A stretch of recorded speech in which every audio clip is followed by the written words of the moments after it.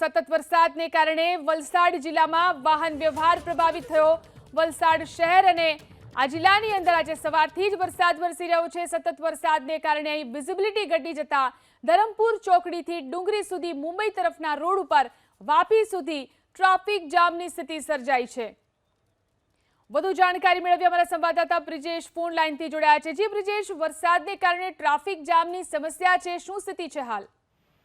જી, જે પ્રમાણે national highway number 48 પર વરસાદને લઈને વિઝિબિલિટીની તે તકલીફ છે જ, પરંતુ જે મુંબઈ તરફનો હાઈવે છે એ ડુંગરીથી ધરમપુર ચોકડી અને એની આગળ પણ સતત ટ્રાફિક જામ છે। આ ટ્રાફિક જામ થવાનું કારણ એક્સિડન્ટ છે કે રોડની મરમ્મત થઈ રહી છે તેને લઈને છે, હજી જાણી શકાયું નથી, પરંતુ ખૂબ લાંબો જામ લાગ્યો છે।